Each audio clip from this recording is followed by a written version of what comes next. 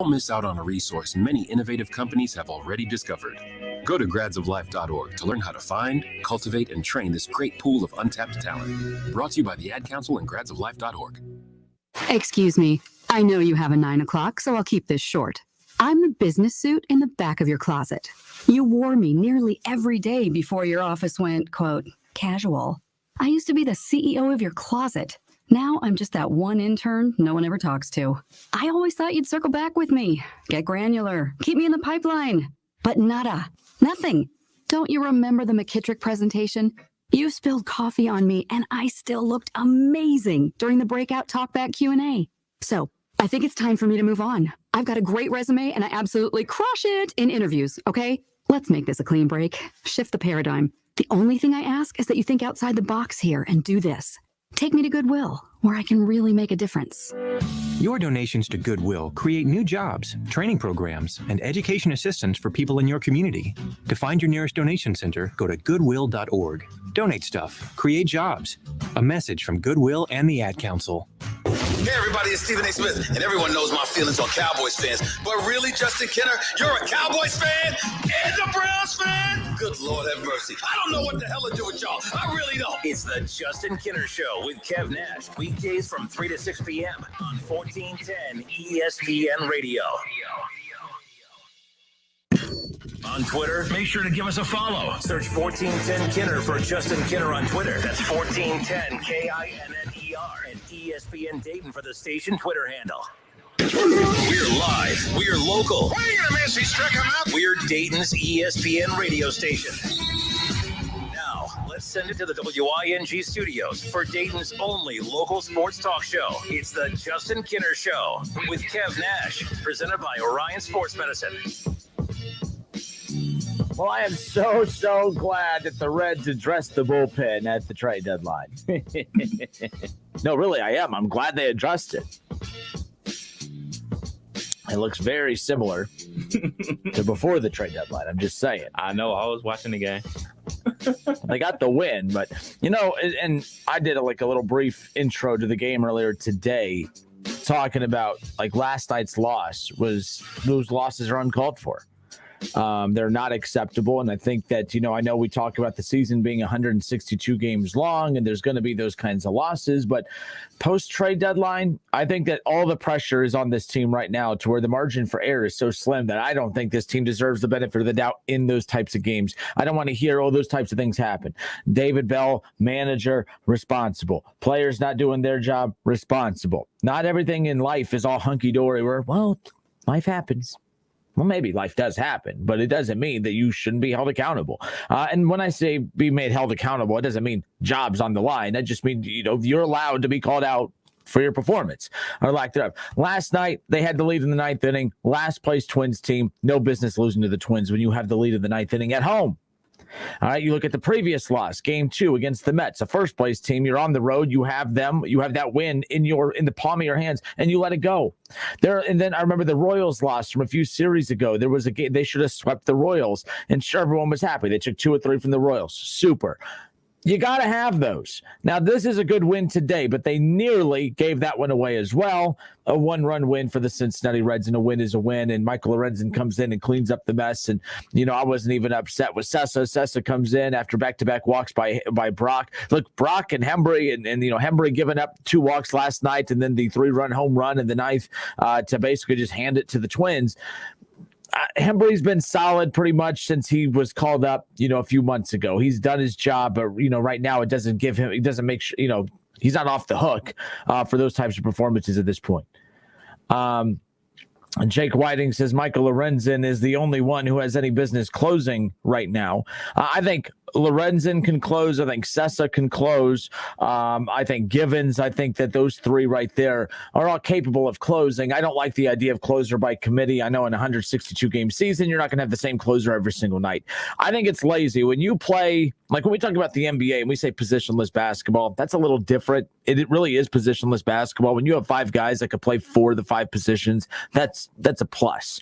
And that's a strategy that works more times than not. Okay, super. Basketball is the only sport I think that you can really get away with being a positionless type player. In baseball, I'm tired of the mindset of closer by committee.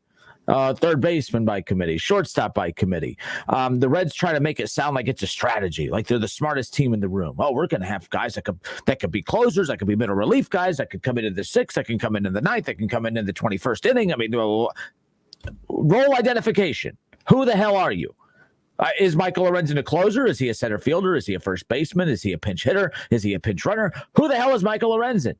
Is he Popeye? Is he bearded Lorenzen? Is he non-bearded Lorenzen? Who the hell is Michael Lorenzen? I have no clue. David Bell, who, by the way, I figured out looks like Robin Williams today. They panned over him, and I was like, that's Robin Williams. Like, he looks exactly like Robin Williams. The late great. Yeah. But no, like, I like Lorenzen. Did a great job today. But again, it's just like they get a win today, but I don't know who the hell they are. Like, that's the problem, and that's the David Bell effect. And to be fair, it's not David Bell. That's the front office. I think it's lazy because what you do is, you know why? You try to paint this picture of, oh, we're an organization that goes after versatile players who could play a lot of different positions, who could do a lot of different things. But the problem is the one reason that a lot of times, like a Kyle Farmer, I love Kyle Farmer. He could do a little bit of it all. But name one thing he's great at. He's not a great shortstop. He's not a great first baseman. He's not a great catcher. He's not a great outfielder. But he's good. He's solid. And the Reds want to make up a team of a bunch of Kyle Farmers. And no offense to Kyle Farmer, who I really like, actually. You're not going to win a World Series with a bunch of Kyle Farmers. You kind of need identity players. You need guys who you know who the hell they are. And I think that's the other problem with the bullpen and the rotation is, I mean, hell, Lorenzen. Oh, I mean, Jake, I agree with you, by the way, when you said that, you know, that Lorenzen's the only one who has any business being a closer. But is he a closer? Is he a middle relief guy? He came into the season. He was great in the bullpen last year, and they wanted to make him a starter this year. Who is Michael Lorenzen? Who are the Cincinnati Reds? That win today, I felt dirty. I felt dirty after. I almost wanted a cigarette. I mean, it was a weird win. I didn't even feel good about the win. Kev, there's no such thing as a bad win. That's a last-place team that you lost in a horribly embarrassing fashion last night against, and then you were lucky to hold on right now. I felt dirty after that win. I didn't like it. Can you think of times where your teams in any sport have won where you're like, I didn't feel good about that? I'll give you an example. The 2015 Buckeyes. Remember where they're defending national champs? Mm-hmm. Was it Northern Illinois? It was a MAC team, and they won by one possession. The Ohio State University. A win's a win. You got to feel good. I felt dirty. I felt gross. I didn't even feel good about that win. That's how I felt about today's win. Like, I'm happy they won, but I don't feel like I feel like that win exposed the same issues that were there before the trade deadline. And I think everyone thought the trade deadline would eliminate those issues. They're still there. Yeah, for me, since I'm not a baseball fanatic and everything like that, I find it hard to go with the ebbs and flows of every single game. I can go with the ebbs and flows of every single game that happens in college football and NFL because there's a finite of them. There's only, 15 college football games, 16 NFL games and everything like that. And they're so spaced out. They only happen once a week. Well, when there's a game every single week, every single day, like it is in baseball, I just find it hard to get bent out of shape about every single win. But I understand where you're coming from. I totally understand where you're coming from. But for the argument's sake, you look at how well they're playing. You look at how many wins they have. Like, they're right there. And I know that the Brew Crew, they're still winning, and everybody's going to say, well, they have a hard schedule, and at some point they're going to come back to the pack. But what if they don't? And that's to your point about losing to teams that they should beat and sweeping teams that they should sweep and everything like that, especially the second half of the season where teams are basically tanking it. They're going to be, call-ups happening next month and everything like that. Like, people are trading away assets left and right. I mean, look what the Cubs have done and everything like that. So you got my team that I follow, the Cleveland baseball team.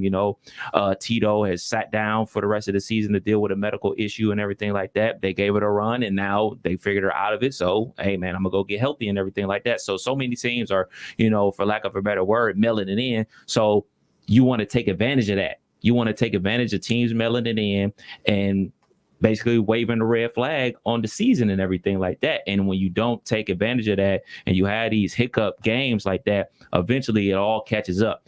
Every single game counts, because when you get to the back end of September and you're like a week out and it's like, oh man, the lead is down to 3 games, but there's 5 to go. and you're here biting your nails, hoping that the other team loses, and then also hoping that you're strong enough to win your games, that's where the problems go. So I totally understand where you're coming from with a situation like the Twins. Like, I talk about this all the time. I talk about how terrible the AL Central is, and the only reason that the team that I follow is remotely even in it half the season is because there's only 1.5 teams in that division that's any good, and the team that I follow is that half. You know, not the Cubs, but the White Sox are a team that's good in that division.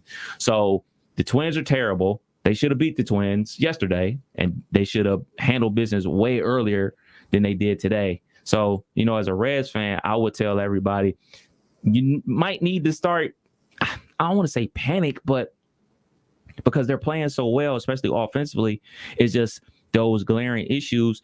I guess we just need to realize that they're not going anywhere. These issues ain't going nowhere. They tried to fix them, and it looks like they haven't been fixed. And if they don't make it and win 90 games, then what? Then what? Then what are you like, man, we won 90 games. 90 games should get us in, right? But if you're sitting at 90 wins and you don't get into the playoffs, then what? How can you feel good about the season? Yeah, and that's where I'm at. And again, I know Mr. Negativity. I get it. But I mean, look, at the end of the day, you know, they had those 3 nice arms at the trade deadline. Super. But did you really bring those 3 arms over just to give them 1 inning of work every other night? Like, that's where was the comment? Let me find it. Someone brought up a good point. I think it was Lamar. Yeah, Lamar Shelley. He goes, I don't understand why 3 different guys have to pitch in the 7th, 8th, and 9th innings any given night. When a reliever goes 123, he should return that. Or when a reliever goes 123, I was like, huh? When a reliever goes 1, 2, 3, he should return the next inning. Lamar, I cannot agree more.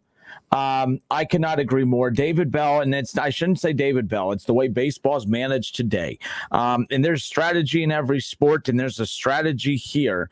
But I think when you narrow the game down to a strategy for one batter, when you give up the strength of your team for the final 6th, 7th, and 8th and 9th innings because you want to go after one hitter in the 5th, I have a problem with that.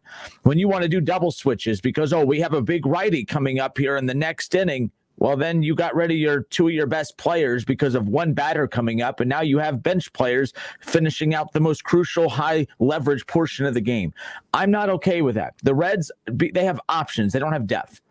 I hate when people say they have depth. I heard a Bengals fan the other day say, well, for the first time in a while, we have depth at offensive line. You have options. You don't have depth. Depth means you have talent, and that means there's talent on the bench.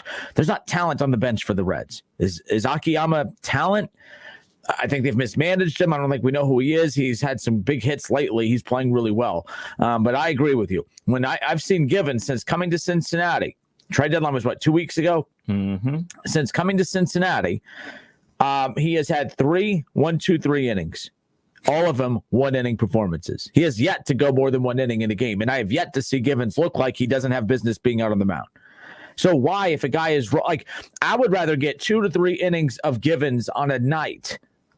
That's a lot, 3, but 2 innings of Givens on a night to solidify a win. And if you don't have Givens for the next 2 nights, you know what? I've heard the Cowboys say this on a broadcast one time, and it was awesome. When he said, he goes, you got to play for the now. When you have a win in the palm of your hands, you can't risk the win that you have in your grip for games in September and when we're in June and July. Right. Now we're in August, but the principle still stands. You cannot be so worried about games in September that you don't do what you have to do to win now. If you don't do what you have to do to win now, those games mean nothing come September. Right. And I say that about big picture stuff when it comes to rebuilding. I always say I get so tired of, you can't get rid of this prospect because that's our center fielder of the future. That's our shortstop of the future. When you are so focused on the future that you forget about the now, you're constantly chasing a target that's always, those little memes or the guy's driving the bike and he has like the little fishing pole with the bone on the end and they're driving the bike and the dog's just chasing after the bone the whole time. He's running. He's going as fast as he can. That bone just seems to keeps moving in front of him. That's the Reds. The future. The future's bright. The future the Nick Lodolo, Hunter Green. My God. Oh, yeah, we can't afford him. Castellanos, it's been fun, but we can't afford you. When's Cy Young Award? Oh, shout out to Bauer. Yeah, we can't afford you. And I know he has some stuff going on now, but the point is at the time, they didn't even try. They just, look, I remember back in college, I would see a girl that, she's way out of my league. I'm not even going to try. That's the Reds. That was the Reds with Bauer. They didn't even try to get embarrassed and shut down. No one likes to get shut down and embarrassed, but my goodness, you got to try. Got to shoot your shot, man. That's what they say. That's what the young kids say. Shoot your shot. So there you go. You dribble and you shoot. And you hope for the best. But look, I know it sounds weird. The Reds won today, and that's all that matters. But today's win, I didn't feel good about it. I mean, with the way they lost last night, the way they lost against the Mets in Game 2, that Game 2 loss was a win. That game last night was a win. There was that game against the Royals at Kansas City. That was a win that they let go away. Those are 3 wins right there. And right now they're 7 games back. The Brewers took the damn lead, of course, because that's what the freaking Brewers do. When the Reds win, the Brewers win. When the Reds lost, the Brewers lost. The Brewers are just screwing with them now. I hate the Brewers. I hate them. They're ticking me off. But it's like that's why the Reds who are running in place, when they take they won like 5 of 6, they didn't gain 1 game. Now, sure, they didn't fall back, but they didn't pick up 1 game. That's a problem. That's a problem, especially when you look at the loss against the Royals, you look at the loss against the Mets, and you look at the loss yesterday, and then they nearly lost today, but they won. But it's not the point. They nearly lost today. Not okay. Not when you have a 6-1 lead. You have a 6-1 lead into the 8th inning, and you're gripping on for dear life. Give me a break. You had 3 arms at the bullpen. So they got 54 games left, and they currently have 57 wins. How many wins do they need for you to feel comfortable that they're going to make the playoffs? 90. The Brewers aren't going anywhere. Both teams are on pace for 90-plus wins. But the Brewers are going to probably finish about 95. The Reds are going to finish about 90 and still probably miss the playoffs. The Reds, the last time the Reds made the playoffs, they won 90 games back in 2013 and made the playoffs. They won 98 in 2012 and won the division. They won 90 games in 2013, made the playoffs. They were 3rd in the NL Central. So they need to go 33-21 the rest of the season. That's about right. I mean, if you're taking 2 of 3 from the Pirates for those multiple series and all that, but the problem is they keep doing that. Like they took 2 or 3 from the Mets. Right. That's super. But you know why that's not super is because when you split with the Twins, that should have been a sweep. It negates the big win you had against the Mets. It's like every couple steps forward, they have 1 more step backwards, and that is what it is. So look, I'm a Reds fan. Love that the Reds won today. They're going to win a lot of series moving forward, but. It's at the point where they dug themselves in such a big hole that even winning series may not be enough moving forward. Well, they did gain 1 spot today if, things hold. Well, the Brewers are going to beat the Pirates. So they lost to the Pirates yesterday. But they lost to the Pirates yesterday, and the Reds lost yesterday, and then the Reds win today, the Brewers win today. But it is kind of annoying. I keep saying that the Reds are the gnat to the Brewers, or the Brewers are that gnat that won't get away from Cincinnati. I mean, every time it feels like they're about to pull away, but they have no one to blame but themselves. You got swept by the Brewers at Great American Ballpark, first series out of the gate out of the trade deadline. Like that's on them. That's on them, and that's after taking 3 or 4 from the Brewers at Milwaukee. The final series of the first half of the regular season. So we welcome you back. I'm Justin Kinner. He's Kev Nash. It's the Justin Kinner Show with Kev Nash, presented by Orion Sports Medicine. The new number to call into the show, just to give you an idea here, 518-1410. 518-1410 is the new number to call in. Your thoughts on the Cincinnati Reds. Am I being typical negative Nancy Kinner? All right, the Reds just won today, but I don't feel good about the win. It reminds me of that 2015 Buckeyes team when they would beat Northern Illinois by 1 possession, when they were just beating bad teams barely, and they never really looked themselves. They were barely beating Indiana. They barely beat Hawaii that year, if I'm not mistaken. Like, they didn't look good, and it was in the first half. It was like a 1-possession game in the first, and then they came away with the win. I'm like, oh, that's a win, but I don't feel like a win. And that's how I feel today. The Reds won. It didn't feel like a win because, man, that's the same issues that existed before the trade deadline. Sure as hell seem like they're still there. And that is with the new additions. And hell, it's like having 4 new pitchers in the bullpen because Lorenzen's back. All right. And then you have the 2 Yankees pitchers that you added, and then you bring Givens over. That's 4 new bullpen arms, and you're still getting the same damn results that you did before the deadline. I'm concerned. All right, 518-1410. Who we got, Kev? We got Larry. Larry, how are you, sir? Welcome. Hey, Justin.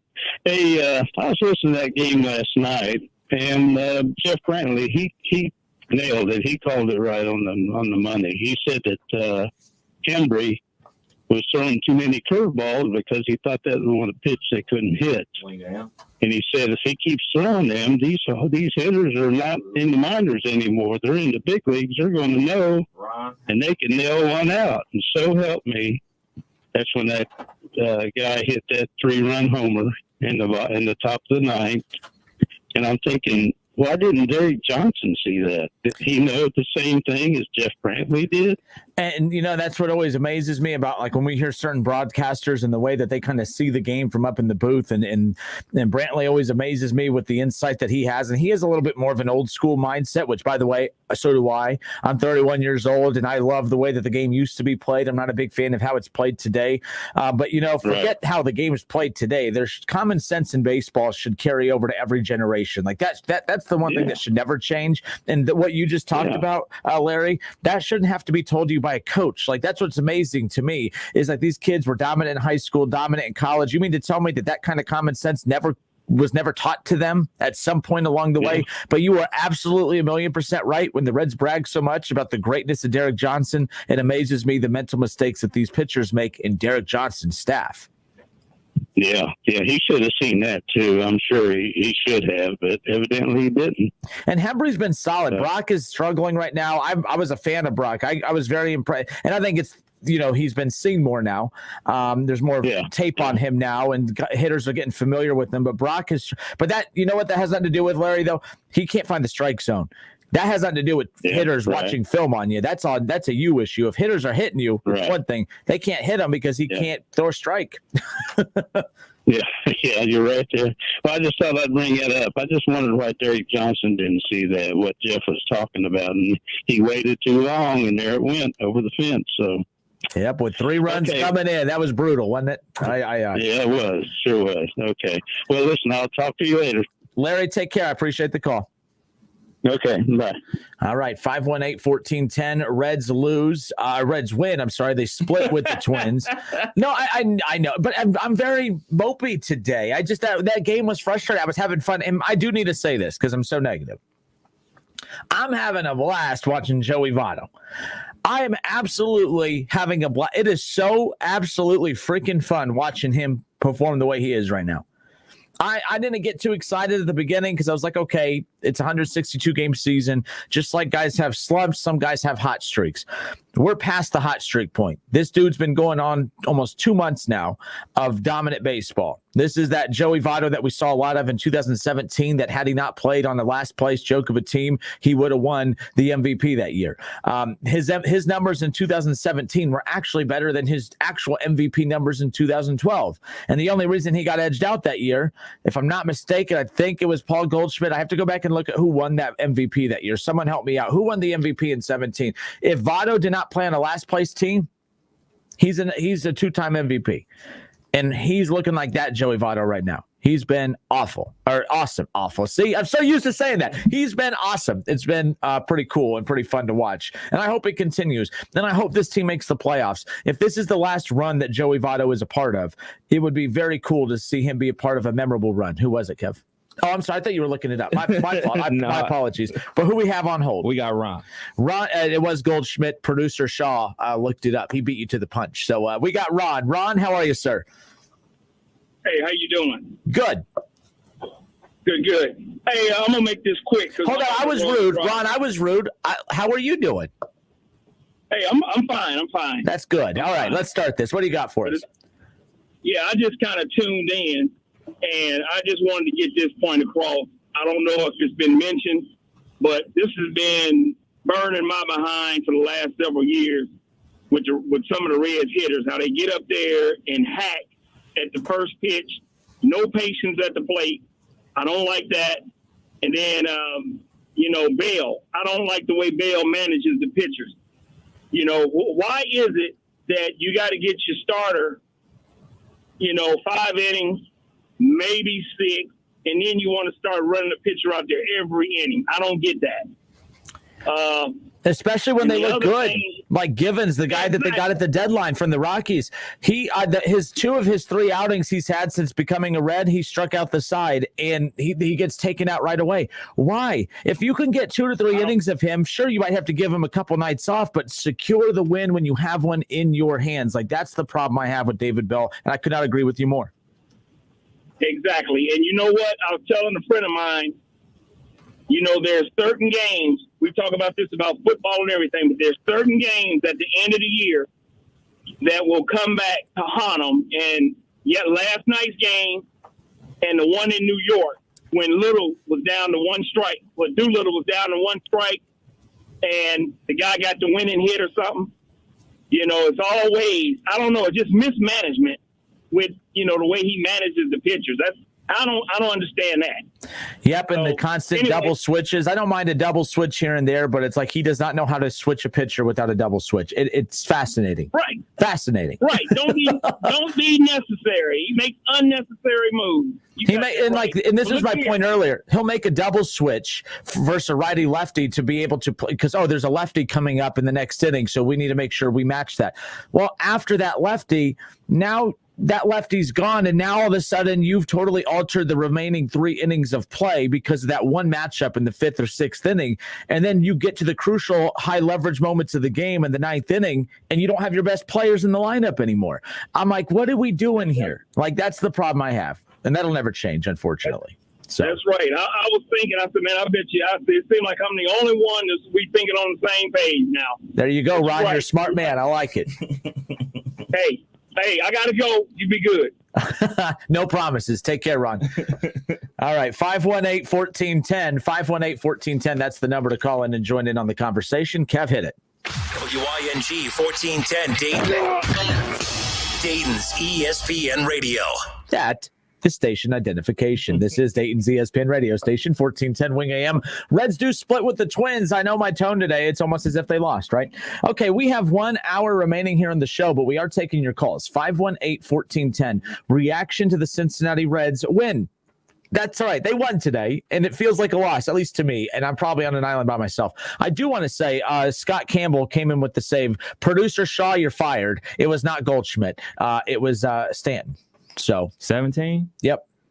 At National League MVP. Now, David Shaw did say I was wrong. It was Stanton. I've never seen Shaw say he was wrong. If he said that more, he might be more likable to me. But Shaw, I gave you props. I hired you as my producer for 1 minute. Fact checker. And you fumble. Yeah. Fact checker. You know everything, right? That sounds like I'm saying a bad word almost. Like I'm just saying. But there you go. 518-1410. Anything on your mind? Of course, right now, talking Reds. Still a lot to get into. Here's the rundown for this 5 o'clock hour. Joe Burrow's knee apparently is a problem. That's a little concerning. We'll get to that coming up around the corner. The Dayton Flyers released their non-conference schedule. We pretty much had all the big ones already known, but we have the full puzzle now. We'll have that. We will reveal that coming up here around the corner. Buckeyes opening up camp. Gene Smith, athletic director, at Ohio State University, made a comment regarding he's not thrilled about the idea of hosting playoff games in the month of December at the Shoe. He had to clarify those comments. We'll talk about, is he wrong or right? I kind of agree with him. We'll get to that, or I disagree with him. I'm sorry. We'll get to that coming up around the corner. But back to the phone lines we go. Reaction, the Reds right now splitting with the Twins. And let's take a look at the standings real quick, Kev, before we bring on the caller. I just want to clarify, because right now the Brewers are leading the Pirates. The Cincinnati Reds were 7.5 back going into today's noon first pitch, 12:30 first pitch, with the win. They're now 7 games back, but as soon as the Brewers finish this game with the Pirates, if they are able to get the win, which I'm 99.8% sure that they will, the Reds will be back to 7.5 back. That's the concern and problem I have, is because it seems like they're running in place. They're 57-51. That's fantastic. This is the best they've been in the month of August since 2014. Or actually 2013, because in 14 is when the wheels started coming off, and that was really the start to the rebuild. But the Reds right now 4.5 back in the wild card, and we'll have to keep an eye on the Padres as they play later on this evening as well. To the phones we go. 518-1410. Who we have, Kev? Scott, how are you, sir? Welcome. Oh, I feel the same way you do. I feel like we're never going to make the playoffs with 1 to 2 utility players playing each night and a mediocre starting staff. I mean, they're above average, and a mediocre bullpen. You can't. That's not a winning formula. And a coach that's the fiddler in the dugout. He needs to stick with some of these guys a little longer. We're going to wear everybody out. Yeah, and I remember a few years ago, it was Marty Brenneman's last year, and I forgot the name of the pitcher. It drives me nuts, but he was pitching really well in the first half, but we hadn't even got to the All-Star break yet, and they had to sit him because he had fatigued elbow. And that was the name. They said he had a fatigued elbow, and I'm like, that's funny. And then so all the analytic nerds out there tried telling me that I didn't know what I was talking about, that there's no way these guys are being worn down, and I'm like, he has a fatigued elbow. Marty Brenneman said the same thing. He kept bringing up how all the stat nerds try to tell him that he's an old curmudgeon that doesn't know the game anymore. And he goes, the name of his injury literally is fatigued elbow, but yet everyone likes to continue to tell him he doesn't know what he's talking about. It's absolutely stunning. Only one other way to get that. We aren't going to talk about that. Yeah. Wow. Humber. Hello. There you go. Well, the one Weightlifting, guy, right? it was his name, Hombre or Yeah, Hembre.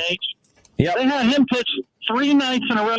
When they marched him out the 4th night in a row, they're like, well, he's pitched 7 innings in the last 3 games. I'm like, why is he out there then?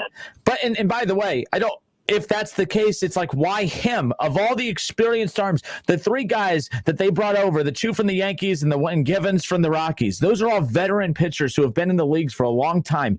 Why are you pitching a rookie that many innings? Why not give them the multiple innings on the multiple nights? I would rather let them eat innings than some of these young cats. That's the problem I have. It just, again, David Bell knows more baseball than I ever will. But at the same time, it doesn't mean that I can't sit here and poke at some of the flaws within his managerial, philosophy. I'm never going to like it. And I thought I'd be used to it by now. And I always said, hey, as long as they're winning, I can't really say anything. But man, today was a little stressful, and last night's loss should not have happened. The Mets game 2 loss should not have happened. Game 2 against the Royals should not have happened. There's just a lot of losses that are on him. I honestly think until we have Castellanos back and the Moose back, and we have a regular lineup. I mean, it's okay to rest a guy once a week or something like that. If you want to rest Joey, that's fine. But you can't have a different lineup every night and be that team. You just can't. Well, let me be clear real quick. The Reds, Castellanos coming back. I mean, what's scary about this, Scott, is the fact that they are playing so well offensively without Castellanos, without Moustakas, without Nick Senzel. Those are 3 premier bats that they have not had for a good chunk of time now. And they're still, they had 5 runs today, 5 runs yesterday, 7 runs, 5 runs, 6 runs, 7 runs, 8 runs, 7 runs. They were doing the same thing with Castellanos in there. Yeah. They were. So it's still like, as much as I'm looking forward to Castellanos coming back, it's still going to be, to me, the handling of the pitching situation. And it's not even the starters. It's the second that we get to that 5th inning that I'm like, what's Bell going to do here? What is Bell going to do? Oh, we're in the 5th inning. That means 4 new pitchers. What? As long as we have a 2 or 3 run lead, he doesn't have to pull the bullpen every time. And a lot of times, being hot now and Castellanos in there, and maybe the Moose will come in hot, we won't have to have as many bullpen trips. I agree with you. And especially if they release Garrett, that would be awesome. With as much, and I like Garrett. I'm not ready to give up on him yet, but it is getting kind of. Is he sending you checks or something? What's the deal? He sucks. He sucks like a lollipop. He sucks. You're all about the analogies today. You're very visual. But hey, Scott, you have a great night, man. I appreciate the call. Too, man. We'll see how it guys. goes. Take care. Later. All right, it's the Justin Kinner Show with Kev Nash, presented by Orion Sports Medicine. The Reds split with the Twins. They're off tonight, obviously, because they just played, but they'll be back and actually got the Pirates coming up. We'll see. And again, that's the thing. You have a lot of bad teams coming up, but this is why I was saying after last night's loss, I was like, well, it's a good thing we have those bad last place teams on the schedule coming up. Now, it doesn't matter when you lose games like last night. And Kev, everyone's laughing at you for your face during that comment. So there you go. Well, since our last situation with the Ron and him dropping some the other Ron, the Ron, Ron, that's what I call him. with the un-FCC approved that's his language. nickname now, Mo Ron. I've been keeping my hand on the dump button, man. So do me a favor, everybody, watch your mouth. There you go. You too. Talking to you too. No promises. I don't think. Now, one time, I've said some borderline things. Some anatomy. Yeah, I didn't know you can't say that. Yeah. You know, I tried to tell you, like, no, it's cool. Like, no. Yeah, I doubled down. I even said it again. Luckily, that was months ago, and nobody knows what we're talking about. But I said that word twice, and I said it confidently. And the second time, I even said it more confident than the first time. After you just warned me, you can't say that. And I was like, nah, Kevin don't know what the hell he's talking about. Let's go for the trifecta, huh? No, we good. All right, let's take a breather. We're going to step away for a few moments. When we come back, an update, not so much an update about Joe Burrow. We all know the first week of training camp for the Bengals, it has not been pretty, or at least not pretty offensively. Defensively, it has been, stellar.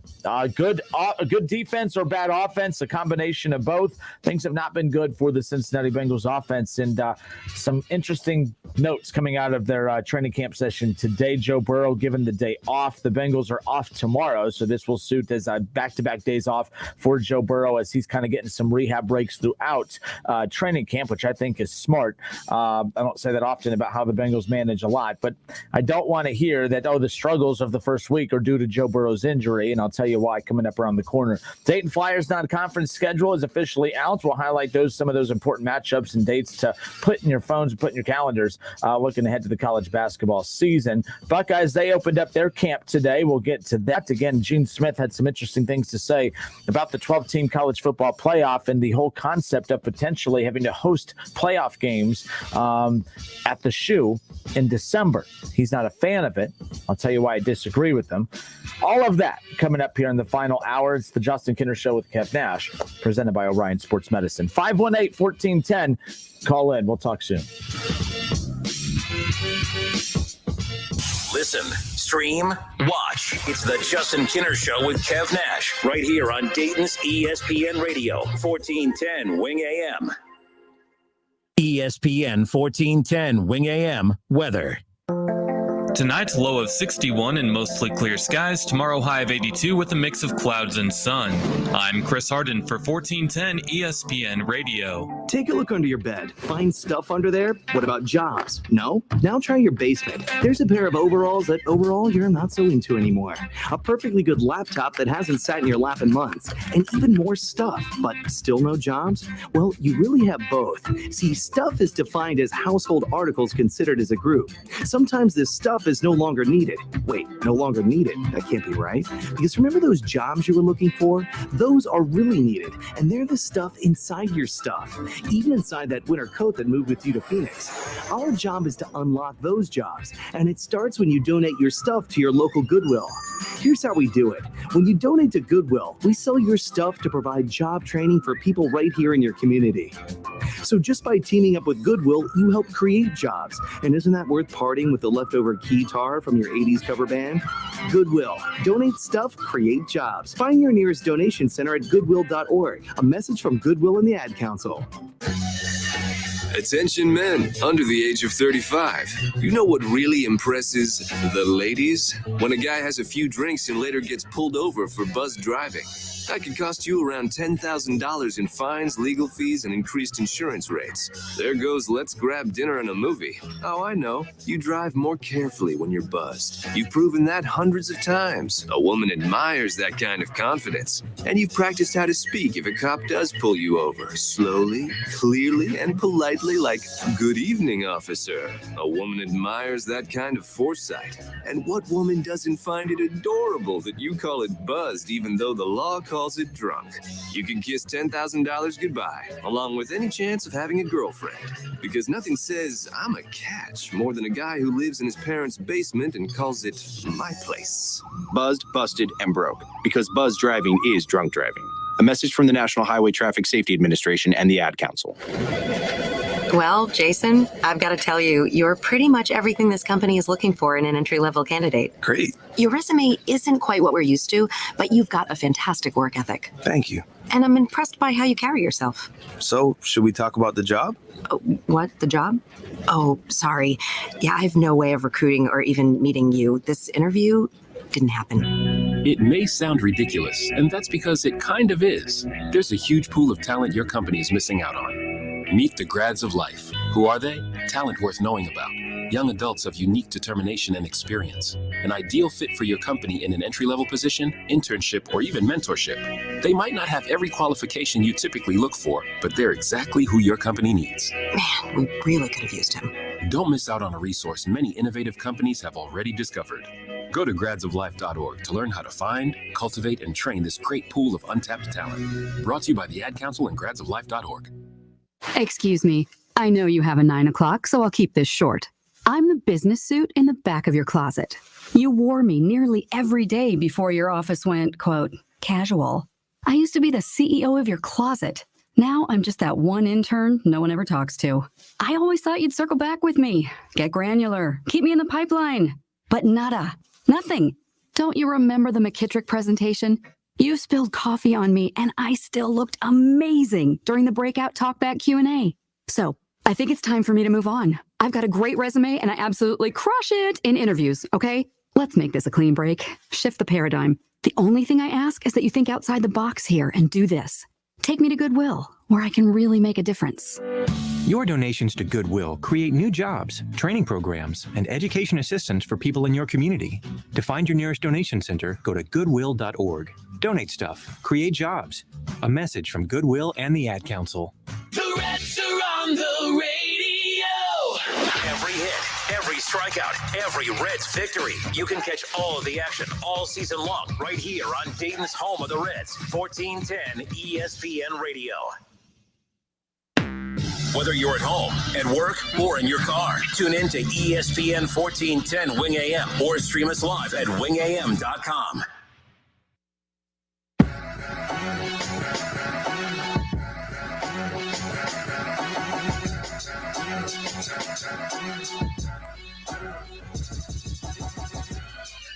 Justin Kinner, Kev Nash back with you here on a Wednesday. Cincinnati Reds come away with a 6-5 victory over the Minnesota Twins, and they split that series with the Twins and now sit 57-51, second place in the NL Central. The Brewers about to wrap up this victory over the Pirates, barring some kind of huge comeback by the Pirates. Brewers 4-2, top of the ninth.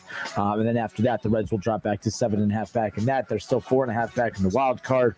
I see that. I mean, they're the only team behind the Brewers. They're the only team behind the Padres and Dodgers, and I think it's going to stay that way. Unfortunately, there's a good chance that the standings kind of stay the way that they are, and that the Reds, who are going to be nipping at the heels of the Padres, Dodgers, nipping at the heels of the Brewers, they're going to be doing a lot of nipping, but I don't think it's going to be a true bite, and that's the concern I have. But we'll see. The Reds continue to win series, win games. That's all you can ask for. It's definitely fun talking about and following a winning Reds team here in the month of August. Usually, we don't even talk about the Reds at this point. Usually we are 1,000,000% committed to Browns, Bengals, Buckeyes. And right now the Reds are interrupting your NFL and college football programming for the time being. So Doug Toby, Kev says, I missed the TBT finals. How many showed up at UD Arena? Now, before you get to that, I was very skeptical about what UD Arena was going to look like with no Carmen's Crew and no Red Scare. And by the way, I know that the TBT had come out and said, pack the house if you want it back. Like, I know they were trying to make it like incentive based, but it sounded like a threat to me. I was like, but I think that's messed up to say pack the house to watch a bunch of teams you know nothing about.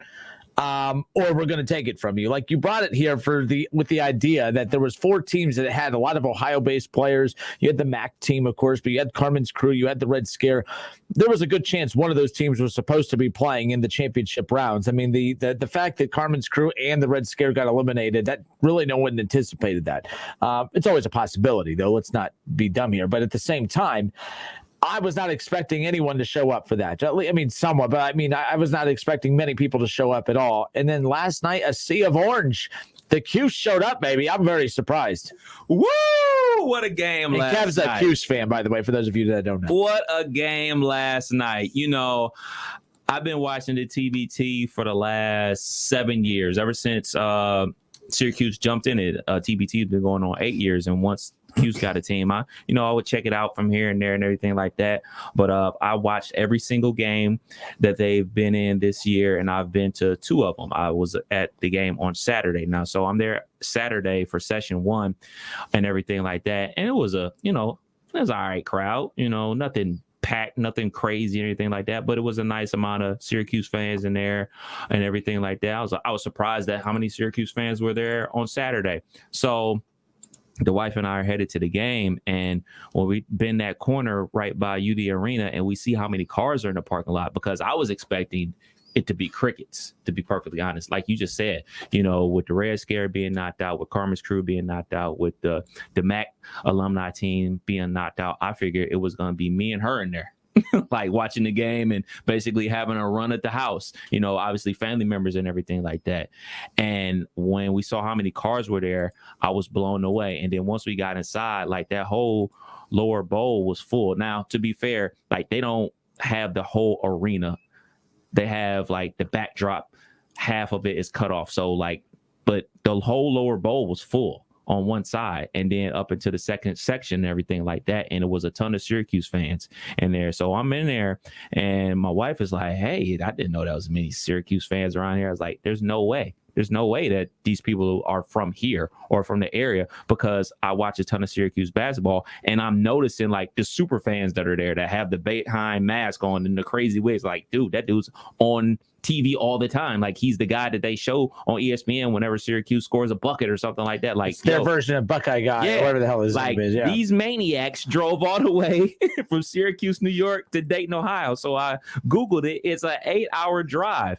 And of course, Coach Boeheim and his family were there last night and everything like that. So as we're leaving the game, I'm thinking to myself, like, Boeheim came in on a private jet. He's already home by now. By the time I got home, he was probably home. In Syracuse. Yeah, he doesn't like driving around at night. Look at you. I sock you in the face. Sock you in the face. A lot of people there. Yeah, luckily man. They all made it home safely. But more importantly, man, they won the game, and for everybody in attendance, man, it was a great game. The Elam Indian worked out perfectly. They were actually down 67-66, and Team 23 missed the game-winning jumper, a wide-open game winning jumper, out of bounds play, and it was a perfect setup. Dude was wide open, just missed the shot in and out, and they come back down. And Kiefer Sykes, that you told me about, that played in the Horizon League, he hit the game-winning 3-point shot, and it was guns a-blazing. They let off confetti. They did the whole hit the button on the Zelle machine to send the money to the players and everything like that. It was awesome. Yeah, it was. And again, what was cool about that, and to your point too, I mean, there's a lot of people that I was looking on the box score. Usually they have the attendance on there. I would love to know what the final attendance was. Look, if it's 13,000 in there, they cut the court in half. They cut the arena in half with everything. I mean, look, there wasn't 7,000 people there, but the fact that they were able to get over 2,000 or 3,000 is impressive, considering you have 2 alumni teams, or just 2 teams made up that don't have, or that aren't local. Right. You talked about a team that brought in people from 8 hours away. Yeah. That's pretty dang cool, pretty impressive. So I'm just saying, but I'm glad that they had a good turnout, and I'm hoping that UD Arena gets it back. Basketball fans, I'm curious, do you want the championship round back, or do you want a regional? I kind of want a regional. I thought about this. So we called the games. More bang for your buck. We called the games from the Cavelli, and the Cavelli is a pretty badass little arena there. It's where they do the wrestling matches and volleyball matches over there. But it's perfect for that. I thought the atmosphere at those games it was perfect because it's not too big of an arena. A packed arena there is still the perfect amount of fans, and you could pack it. It's pretty easy. I think the championship rounds, if you're going to keep that regional or keep the championship rounds within this region here, I want the regionals at UD Arena. That way you get to see your UD Red Scare, you get to see your Carmen's crew, and then if they do make it to the championship week, then you just make the little hour, 15-minute drive to Columbus to the Cavelli Center and watch them there. If they're talking about bringing it back, and I don't think there's been any final word on whether it's coming back or not, but I hope it does. But I hope they give UD Arena the regional. I would love to see the regional at UD Arena. I don't know if they would prefer the championship or not, but I would feel like if by having the regional, you at least guarantee that you have your team playing there, and you guarantee you'd make a nice little chunk of change because them Flyer fans can fill up that damn arena. And this is definitely not a knock on UD or UD Arena, but we know these colleges are about their business. They're about their money. They made some good money last night because they definitely had the beer taps wide open. Like everybody had beer last night. Like everybody that walked past me, everybody that was sitting around me had beers last night. So, I'm sure they're not letting the TBT get this place for free.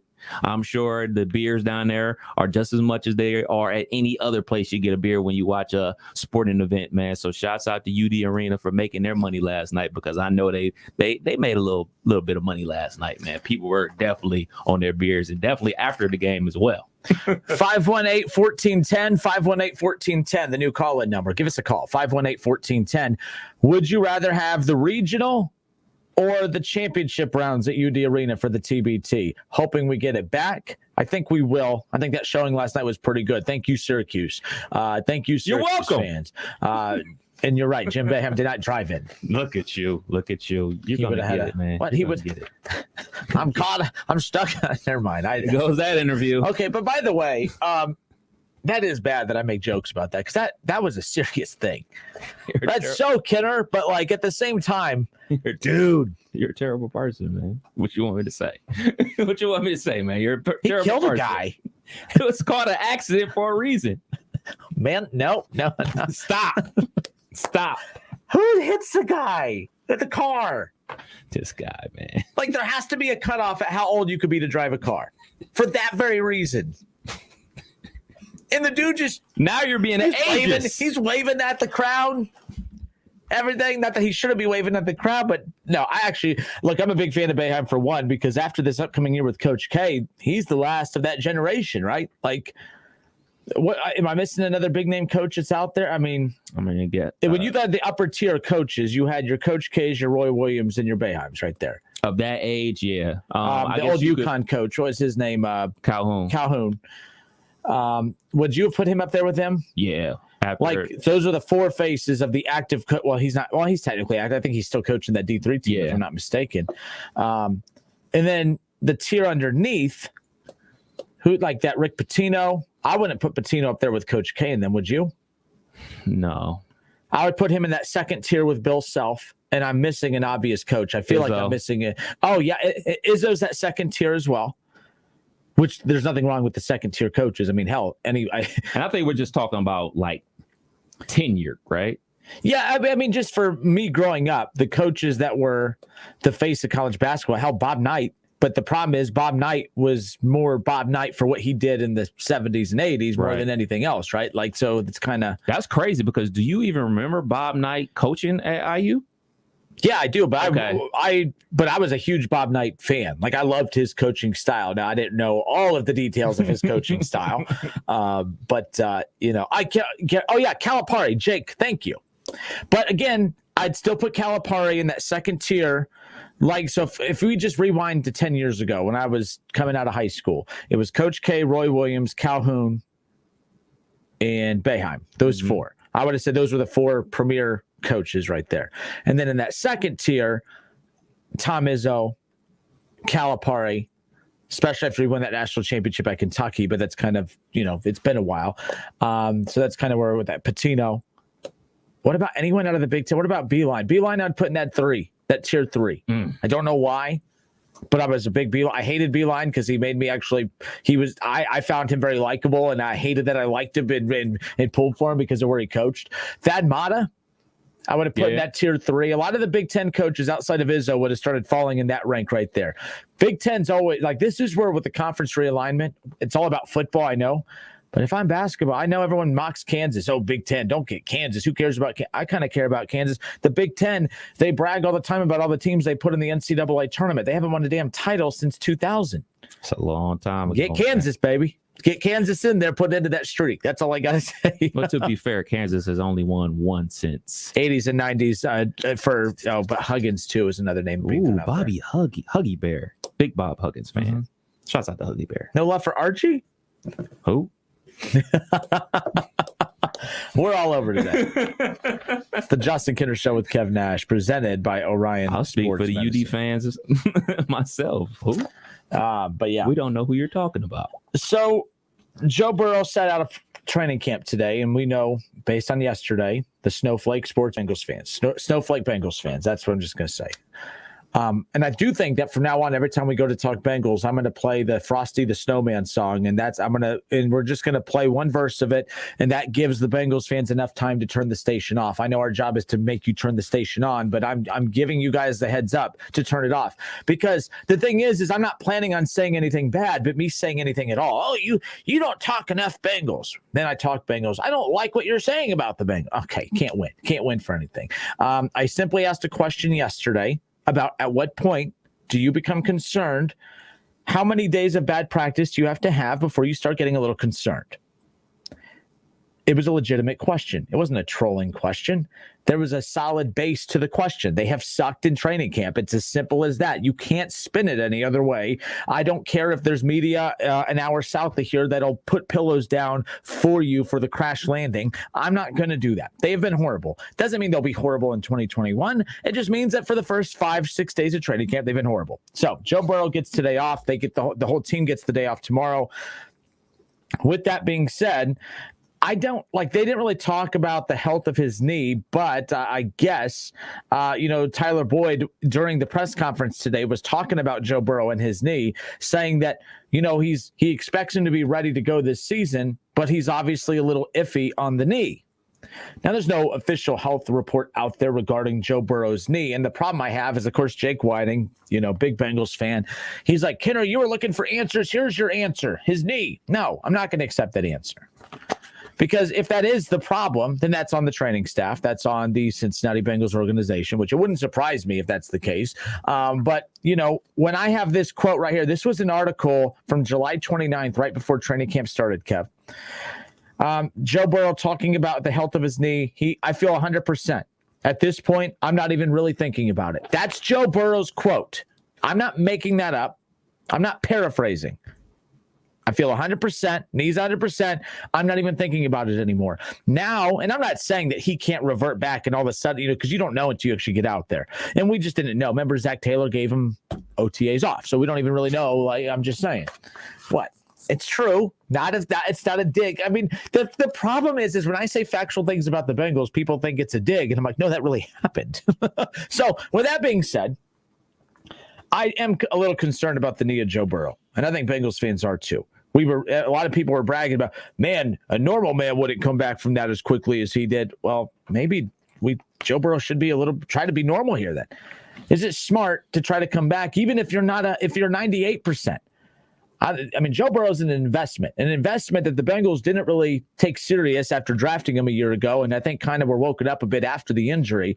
But at this point, if he is struggling, if the offense is struggling because of that to me, I will never let the front office live that down. I will constantly on this show make sure I bring that up. That's on you. His knee is your fault. And any speed bumps along the way, no, that's not a Jim Boeheim joke. I had to, Kev. But anything that interferes with the progression of this team moving forward because of that knee, I don't blame Joe Burrow. I don't even blame Zach Taylor. That's on the front office. And that's to be honest, Bengals fans, I need you to understand something. You need to agree with me on that. I'm not going to accept any other way. For one, I'm stubborn. But two, I'm right. Like every game that he misses, every day of practice that he misses, every snap that he's standing on the sideline, that's on the Bengals front office. They knew they had the number 1 overall pick in Joe Burrow. They took a chance with the worst offensive line in football the year before. Oh, I'm confident that these guys will take the step in the right direction this year. They didn't. They took 5 steps backwards. Joe Burrow goes down in week 10. They have a chance to address the offensive line in the first round. They draft a wide receiver who I think will be really good, but that's not the point. The point is there was anyone you took in the first round was going to have a chance to be really, really good. But when you have a need that was so dire that you addressed it to protect your investment, and you chose not to do that. Like, are you seeing why now I'm being so obnoxious about continuously pounding that point home? It's not even like a Kinner hot take. It's not, I mean, it's common sense. You needed an offensive line. And if there was one position that you could not afford to gamble with, it's this. So I am not happy in the slightest that he's feeling some knee issues. I'm not happy about that, but it doesn't mean that I'm not going to sit here and say, I don't want to hear it, Bengals fans. You supported the actions of the front office not getting him an O-line this year. You supported that. So I don't want to hear it. You defended it. That's on you. Fan short for fanatic. It's not short for stupid, though, and you should not support the fact that the offensive line was not a priority last year or this year. So I'm going to move on from that point, but I just want you to know, every game he misses, every practice he misses, I will throw it in your face and everybody's that's the front office's fault. And I think it's very important that fans put that pressure back on the front office. It's not Zach Taylor's fault. If Zach Taylor goes on to lose a lot of games this year because they miss Burrow for some time, that's not his fault. That's on the front office's part. This is on them. Now, again, there's been no official report that's come out that he's having knee issues. I'm basically saying this is all off of me hearing Tyler Boyd's comments talking about, his knee being iffy, and that, he's not confident and that type of thing. But I read this report from right before training camp started. Oh, my knee's 100%. In fact, I'm not even thinking about it anymore. Maybe he felt like that at the time, and you don't know until you actually get out there and you start, conditioning and running plays. And that's what, so Burrow's probably now feeling some of that. I know Tom Brady coming off of that injury, they even said who is a football god, he was skeptical at first. He was not very agile in the pocket either. He was nervous anytime people would come around his legs, as he should be. Yeah, the thing about Joe Burrow and his knee is, when he made those comments, he probably did feel good. He's doing strengthening exercises to strengthen the knee and get back to 100%. He's not doing football activities. You know what I'm saying? Yeah, he's throwing the ball around, but actually taking snaps under center, taking snaps and shotgun, throwing deep passes, putting that torque on that knee and everything like that, scrambling, running around. Getting in football shape and being in regular shape is two different things. So you're stressing that knee, you're getting that knee back flexible and everything like that. So yeah, if it wasn't sore, then it would be an amazement. Because like we talked about earlier this week, everybody ain't Adrian Peterson. Everybody can't wreck their knee and then 5 months later rush for 2,000 yards. You know what I'm saying? It takes time. And I know that modern medicine has gone a long way. A knee injury like that he suffered last season, those were like career enders in the 80s and 70s and everything like that. And now that we see guys like Adrian Peterson and Amari Stoudemire come back and play at an all-star level and play good basketball and football, we expect everybody to do that. Like, well, man, he'll be back next year. You got to think, man, that happened in week 10. That didn't happen in week 1, week 2. That happened towards the back end of the season. And, he has to knock the rust off. He has to get uncomfortable to get comfortable again and everything like that. So him getting a couple days off because it has some knee swelling or it's sore and everything like that, that's to be expected. So But that's not something that's going to go away. Oh, I mean, it'll go week away. One's in less than a month away. Yeah, absolutely. But it'll go away in time. But, this is just for everybody in general. This isn't like taking a shot at you. This is everybody in general to, when people get surgery, they don't, all right, surgery's done, we're back to 100%. They have to rehab. And after the rehab, once you're done rehabbing, you have to go out there and perform your activity. Yeah, he's cool to walk around, but is he cool to go out there and run? Is he cool to be out there to get tackled? It takes time to get used to that and, how to treat those things and everything like that. Then when the team medical staff says you're 100%, though, like, in my mind, the team said that, or did the wide receiver say that? But if you are if you have to take a physical to be cleared to play, clearly he's been cleared to play. Right. So my problem is why are you clearing him to play if these issues are still there? You have to protect. Like I saw Jake Whiting says, he's a competitor. He wants, he really, Jake Whiting, who's a Bengals fan, says it's who he is. He's a competitor. He wants to get back out as soon as possible. Jake, I know you're absolutely in love with the dude, but that's the case for the worst player on the team too. It's Joe Burrow's not like some amazing dude because Joe Burrow, he's different than everyone else. He wants to get back out on the field. Everyone wants to play, anyone that's injured. But the point is, and let's go back to that Michael Jordan documentary, The Last Dance. I mean, look, he was ready to throw, he was ready to swing on the owners. The owners had to do what was best. He was their investment. Hey, Where, not 1 second over. If you step foot out on that court for 1 second over, that coach was going to be fired. People didn't like the Bulls front office, but damn it, they knew the importance of protecting their asset and protecting their future. And if the Bengals are saying he's fine, let him go, and he's clearly not, then who's responsible there? And I don't want to hear, well, he's a competitor, he wants to get out there. Well, of course he does, but sometimes you got to protect these guys from themselves. And there you go. Like I heard Zach Taylor in the press conference today said, Joe Burrow really wants to play, but, we had to remind him that I'm the coach. He's the player. We're in charge. Oh, okay. Is that why you let him run the draft? Is that where was that? And Zach Taylor, I love when he puts his chest out and he tries to act like an adult. It's hilarious. I get a good kick out of it. I really do. It's adorable. I just want to give him a cookie and say, oh, go play with your friends. You're so funny. No, I think I'm hoping, and I've said this from the beginning, as many jabs as I take at the Bengals, Joe Burrow needs to be healthy. I want him healthy. I want the Bengals healthy, because when the Browns go 2-0 this year, I don't want any excuses. Bottom line. So there you go. You are off the hook, sir. It's so true, though. Okay. So Gene Smith was asked about his thoughts on the 12-team playoff and the idea of, man, what would the shoe look like in December hosting a playoff game? Gene Smith doesn't like it. And I'm okay with him not liking it, but I call BS on the reasons for why he doesn't like it, and I'll tell you why on the other side. It's the Justin Kinner Show with Kev Nash, presented by Orion Sports Medicine. Don't go anywhere. It's the Justin Kinner Show with Kev Nash, presented by Orion Sports Medicine. Want free Reds tickets? How about a free MLB Network Reds bag? Maybe a Reds bobblehead? Here's an idea. How about we combine them all together and give you a chance to win a free WING Reds prize pack, presented by Lee's Famous Recipe Chicken. Register daily at wingam.com. Take a look under your bed. Find stuff under there? What about jobs? No? Now try your basement. There's a pair of overalls that overall you're not so into anymore. A perfectly good laptop that hasn't sat in your lap in months. And even more stuff, but still no jobs? Well, you really have both. See, stuff is defined as household articles considered as a group. Sometimes this stuff is no longer needed. Wait, no longer needed? That can't be right. Because remember those jobs you were looking for? Those are really needed. And they're the stuff inside your stuff. Even inside that winter coat that moved with you to Phoenix. Our job is to unlock those jobs, and it starts when you donate your stuff to your local Goodwill. Here's how we do it. When you donate to Goodwill, we sell your stuff to provide job training for people right here in your community. So just by teaming up with Goodwill, you help create jobs. And isn't that worth parting with the leftover keytar from your 80s cover band?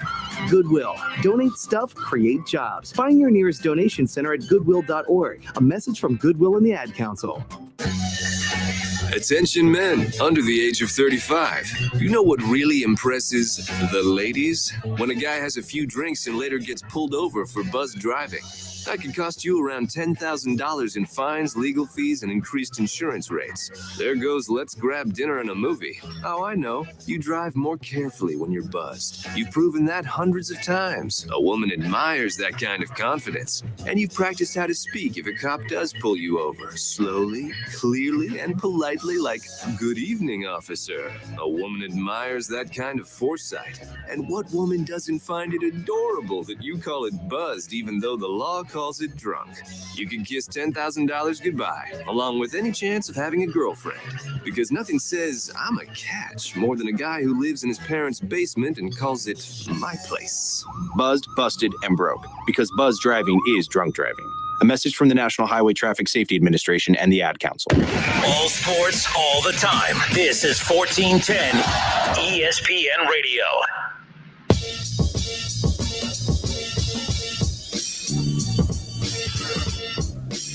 No Joe Burrow at training camp today. The Bengals will have tomorrow off. In fact, tomorrow will be the first preseason game.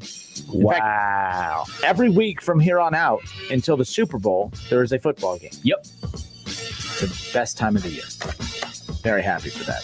Let's get it on. Mason Rudolph is named the starting quarterback for the Steelers in the Hall of Fame game. I only found that interesting just because, there are questions about the Steelers depth chart at quarterback as far as, QB1, QB2, and 3. Like, I don't think that this means for sure that Dwayne Haskins is not going to be the second string backup quarterback. I just think that, Rudolph has been around for quite a few years now. And, you get 1 week of practice. I mean, Dwayne Haskins, you're not going to throw him out there if you don't have to. I think Rudolph is the perfect quarterback to throw out there. Haskins will still get some time. So, again, I saw people losing their mind. Oh, Haskins should be starting this game. Relax. It's the Hall of Fame game. It's the first preseason. It's the first it's preseason. I want Dwayne Haskins to be the backup too because I hate Mason Rudolph with a passion. But I was really jealous that was Myles Garrett with the helmet making a swing that day because he just has that punch me face, man. He just does. But no, I want Haskins to be the backup. I want him to succeed. I kind of want him to succeed to the point to where, he could be the quarterback and then won't be pulling for him after that. But I think it would be a fun story. Bottom line is Mason Rudolph's been around for quite a few years. Of course, he's going to get this start so early into training camp and being the first preseason game of the year. It is what it is. Who cares? He's probably not even going to play that many series to begin with. Haskins will probably get more snaps than Rudolph. So who cares? No reason to make something out of it. Rudolph will play. Haskins will play. Josh Dobbs will play. I'll play. You'll play. We'll all play quarterback. It's the first preseason game of the year, and it's the Hall of Fame game, for goodness sakes, man. We should go to Canton. Don't we know people in Canton? We do. We got the plug. Mm-hmm. We got this. Yep. Sweet dude. So, Jake Whiting, just more on the Bengals. He needs to get hit talking about Joe Burrow. I don't want him out there week 1 against the Vikings getting hit for the first time.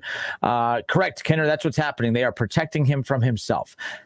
It's not about protecting him from himself. It's about common sense. If he's not 100%, don't throw him out there. It's your investment.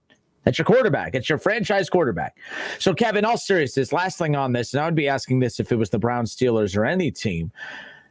At this point to say, well, he's coming off that surgery. He's not 100%. Well, when the medical staff clears him as 100% to play, I'm not saying that he's not allowed to use that as an excuse, but is it a little concerning that right away, here we are, and it's aggravating him already? That's concerning. And I don't know what the protocol is for medical teams or for medical staffs with teams as far as what is considered, what percentage do you need to be at to be cleared? Maybe I'm wrong. I don't know if you have to be 100% to be cleared to play. Maybe there's a certain threshold. The Bengals said he was 100%, or Joe Burrow said he was 100%. No, that's what I'm asking. What percent do you have to be cleared by a medical staff? Well, that I don't know. So that's what I'm saying. My assumption is, my take is that if you're cleared to play, that means you're cleared to play. No restrictions. And if there's restrictions because of swelling and some other things, it doesn't sound like you should be cleared to play. That's all. That's what I mean. Yeah, I get what you're saying. But I think these are things to be expected. I don't think that anybody should be coming off an injury and then they're expected to be 100% in practice every single day. Like last year when Big Ben came off of Tommy John surgery, he didn't practice every day because he was coming off an injury. They took it slow. All right, it's a process gearing you up for the regular season. So that's my expectations. I didn't expect Joe Burrow to be out there at practice every single day, out there with the first team running around doing this thing. I expected him to, or if they're practicing 5 days a week, I'm expecting Joe Burrow to practice 4 days a week. I'm expecting him to have a day off and gearing him up for the regular season. This is a serious knee injury that he suffered. So I don't necessarily believe being clear for practice means you're 100%. I think being cleared to practice is all right, you're good enough to practice. You can't damage the knee, anything like that. Let's get you out there. Let's see what your pain threshold is. Let's see how your body reacts to being out there on the practice field for, 5-6 hours a day and everything like that. So that's where I took it as. I didn't take it as all right, he's ready to go. He's ready for week 1. Let's play ball. That's just how I take it. So this is an article from the AP. Burrow, and this was an article that came out right before training camp. Let me see the date on this. So July 28th. Burrow, 100% ready to go, 100% healthy, but Bengals will be cautious. So, and by the way, it's smart to be cautious, and that's a given. That's for any team. But I'm more criticizing and this isn't a Bengals criticism. I'm just criticizing sports in general. What is considered a passing. I mean, like I said, in college, 100%, that's an A+, super. Right. Okay. But yeah, you don't need 100% to be cleared to pass college, right? to pass the class. So Joe Burrow clearly is probably not an A+ student right now. Is he a D-? Is he, barely passing? What's the percentage? So that's what I'm curious on. I'm not really They'll never give it criticizing to anybody. us. Yeah. So that's all. They'll keep that super close to the vest. I mean, shoot, they keep that stuff. Jake's getting super defensive here. Burrow said it, not the Bengals. The Bengals said it. They I keep have the that article. close to the vest until they have to report it for the injury report and everything like that. It's totally different in college football. Like, they don't have to tell you anything. They use the HIPAA laws in college sports to their benefit, about who's injured, who's going to play, who's not going to play, and everything like that. But, in the NFL, where you got betting lines and everything like that, they have an injury report. And you have to say, hey, so-and-so is injured. He didn't participate all the way in practice, or he's out with an injury and everything like that. So we'll get more information. We'll get more true information. I use the quotations marks because they never give you true information until, after the season. Like, we didn't know that Tom Brady was playing with injury all the last season and his knee and everything like that. So we'll get some type of information closer we get to real regular season football about the real severity of Joe Burrow getting back on the field. I just don't want excuses. I don't want to be told that, the struggle. Like, if Joe Burrow plays, like, you will be judged for how you play. And what I don't want to have happen is Joe Burrow goes out week 1 and struggles, and it's because of the knee. Then week 2, throws for 350 yards, 4 touchdowns, no picks, and, has the highest QBR rating in week 2. And then in week 3, throws 3 interceptions, doesn't even surpass 150 yards. And then we're right back to, the leg. It's the leg. It can't be the leg when you're bad, and you can't be a medical miracle when you play well. I'm not for that interchanging narrative as the season goes on. So you're either healthy or you're not. And I'm very cognizant of the fact that he's coming off of that injury. But my thing is if we're at the point where they have to over babysit him for it, then sit him. It's not popular. The Bulls fans hated that with MJ, but you know what? It was probably what was best for the big picture. And all I'm saying is if Burrow's, taking it slow with him is fine. But this whole, he's 100% ready to go to start camp, and then 5 days in, we're taking it slow. He's not 100%. Remember, he's not healthy. And then he plays well next week, and it's like, Joe Burrow, he's a medical miracle. My goodness, do you believe in miracles? My good. And then the next week, it's, he struggled in that preseason. That knee. I'm telling you, it's going to be something to look at all season. Stop.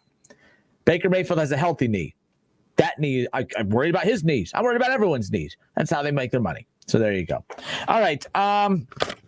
Gene Smith. They were talking about the idea of the concept of the 12-team college football playoff.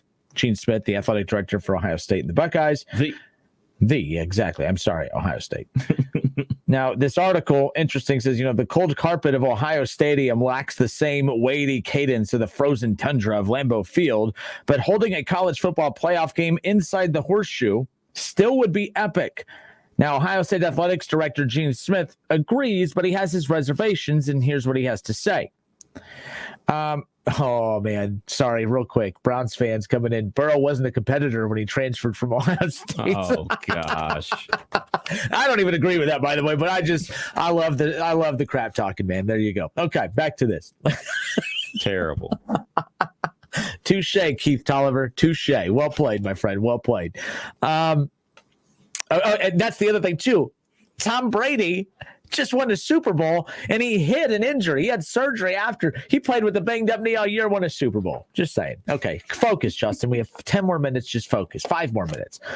10 more minutes. You know how this works. The cold carpet of Ohio. Debbie, I'm trying. Yeah.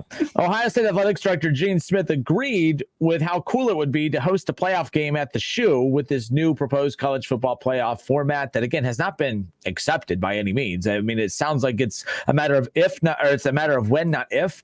But this is what Gene Smith had to say, that he agreed how cool it would be to host a playoff game at the Shoe, but he does have his reservations. I have no problem with him having reservations about this, Kev, but his reasoning I do not agree with. Now, he goes on to say that I love the concept for fans and everybody else. And I imagine that TV people would want to see that and talk about it. That's excitement I get that. That's what Gene Smith said. But he goes on to say that that he said it would be risky. Smith went on to say a day after that in a story with the Dispatch that although he said that to clear it up, because before that he goes, I believe it would be risky for Ohio State to host a December playoff game because of player safety could be jeopardized by competing on a frozen field. Here's the problem I have with that. We say all the time, oh, come play above the Mason-Dixon line and blah, blah, blah. But it'd be a different story if you come play in the cold and blah, blah, blah. We Buckeye fans and fans from up north, we literally pump our chests and say that. Oh, Alabama, yeah, you're a badass playing in the warm weather, but why don't you come play up here? How many Michigan, Ohio State games have we seen where you could just see the breath of the players? The ground's rock hard. It's freaking freezing sometimes in November, right? We brag about that all the time. But now all of a sudden we got to be concerned about cold weather for a playoff game in December. And don't talk about player safety. You are NFLU. Forget CBU, forget quarterback U, forget DBU, forget all that. Bottom line, you're NFLU. And half your NFL players are going to go play in Minnesota. You're going to go play in Cincinnati. You're going to play in Cleveland. You're going to play in cold weather, and you're going to be playing into January. If you're the Browns, you'll be playing further past that. But the Bengals, you'll be done in December. But the point is I don't want to hear that. These players are all going to go on to play on cold, frozen, hard grounds in the NFL, and they will be just fine. The high school playoffs go into into Thanksgiving and all that, and those kids are playing when it's cold, and they're just fine. Gene Smith, stop. Stop with the player safety thing. My goodness. It's the shoe. All right, they play in the cold all the time. How many Minnesota games have we watched when Ohio State plays them later in the year? Remember that the last time I forgot who the coach was in Minnesota at the time. He was the heavier set dude, and he looked up at the camera, negative degree temperatures almost, and he's out there eating a popsicle on the sideline. I thought it was absolutely hilarious, but that's the point. They take pride in that. And now all of a sudden, we got to be a little, player safety. Stop with that. Just say, if Gene Smith say the player safety side is 17 games is too much. That's okay to say. That's fine to say for college kids who not everyone's going on to play in the NFL. But I get tired of when athletic directors and coaches do this BS smokescreen stuff of saying, well, it's too cold to play at the shoe in December. We got to think about player safety. What? Player safety? What are you talking about? It's cold all the time when you play. You literally brag all the time about, we would have the advantage if we played Alabama at the shoe because we know how to play in the cold and they don't. And now you're the one complaining, well, we got to be careful. I don't know. I don't really want to host a game at the shoe. Player safety. That's weird. I like Gene Smith, but I just found that kind of strange. He's a very smart dude. He's very calculated. There's a reason he's saying these things. I just have a hard time believing that that's his intention, though. I find that kind of weird. Oh, he's definitely saying this for a reason. That reason, I'm not 100% sure yet. But what I will say about everything with this is, you mean they ain't got heaters underneath the field? All that damn money? All that money. Ask Quinn Ewers for a loan. Well, you know what? Guess what? They're going to get some heaters underneath that field. That's what's going to happen. That's simple. You notice how Lambeau, they have heaters underneath their field, and, they pay the citizens of Green Bay to come shovel, and then they charge them to come in there and pay them lights and fee. But that's another story for another day. But get some heaters underneath the field. The whole player safety thing is out the window, bro. Stop it with that. And, as big of a fan of Gene Smith as I am, and I know a lot of people out there aren't big Gene Smith fans, but I'm a big fan of him. Look at the coaching hires he's made at Ohio State University. Look at that. Look at that program. Being an AD of that school is way tougher than being a GM of any team in the NFL. Yes. I don't envy him. It's a cool job, but I would never want it. There's just it's so stressful because it's way more than just scheduling and massaging coaches' egos. You are dealing with so much mess behind the scenes, Kev. Yeah, absolutely. So, I'm not about to sit here and cry for him about dealing with this. This is the bed that y'all made. This is what y'all have signed up for. This is the deals y'all made with y'all media partners. That's why I don't get all bent out of shape about the noon kicks. Hey, man, Gene Smith, you get paid a ton of money because of the media partners you've chosen. So your games are going to kick off at noon, and they have control over that.